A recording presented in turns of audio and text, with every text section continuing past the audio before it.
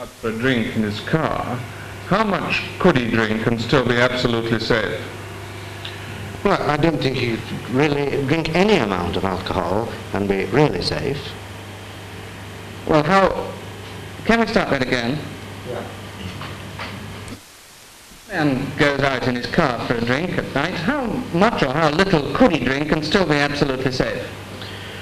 Well, our report suggests that there's no amount of alcohol that you can drink and be absolutely safe, but we do say that at the level of 50 milligrams percent, that's 0.05% of alcohol in the blood, he becomes less capable of driving a vehicle safely on the roads. And how much is that in terms of beer and scotch?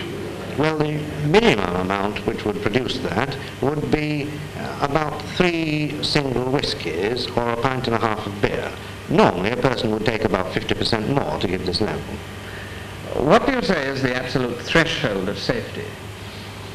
Well, the threshold I've already given, but we say in our report that we can conceive of no circumstances under which it's safe for a person to be on the road with a blood alcohol level greater than 0.15%. And you multiply these figures by 3 to get that. You get about 5 pints of beer or about a quarter of a bottle of whiskey. Does this go for women drinkers too? Women drinkers, no. They're slightly lighter than men on the average, and so they get rather higher blood alcohol with the same consumption. And what about the hardened drinker? Well, the hardened drinker, of course, with a given amount of alcohol, gets perhaps a slightly less blood level, and certainly at that level is less affected than the person who is not a habitual drinker. And while you and your committee have been sifting all this scientific evidence, what effect has it had on you? Well, I've become progressively more careful about taking alcohol before I drive my car, and now I hardly ever take more than 2 glasses of sherry before I drive my car, 3 at the most. Can we take it that you and your committee would like to...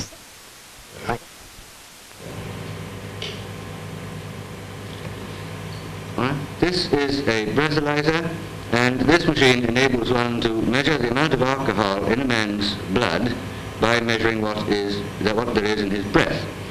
The machine is very simple to operate. The driver blows through this tube. The air passes down into a cylinder where it's trapped. When these switches are placed in the right position, the air bubbles through this ampoule, and then the difference in colour between this and this, the control ampoule, enables us to tell on this needle here how much alcohol there is in the blood.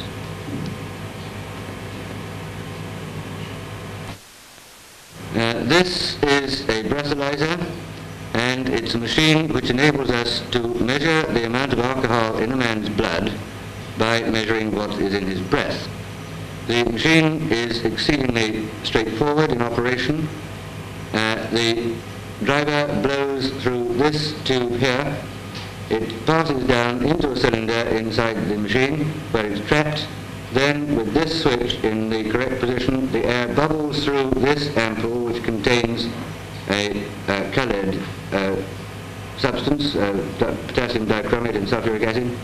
And then by comparison with this standard ampoule, we are able to read off on this scale here how much alcohol there is in his blood.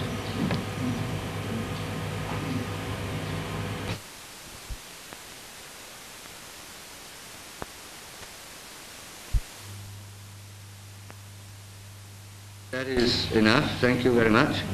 Now what we have to do is to turn this to analyze, and we now have to wait. This man has already had 5 single whiskies, which he took some little time ago, more than 20 minutes ago, and they were of this sort of order. And we can now test him to see what the machine shows. Will you please blow through here, and blow fairly hard, and blow until I tell you to stop. Right, that's enough. Now I turn this to analyze, and the air bubbles through, and we have now 30 seconds to wait. That's good. That's fine. How long will you do now? The machine is now ready to give the answer. I switch the light on between the two, the needle moves off. I now reset that to 0 here, and with the amount he has had, he is up at about 0.13.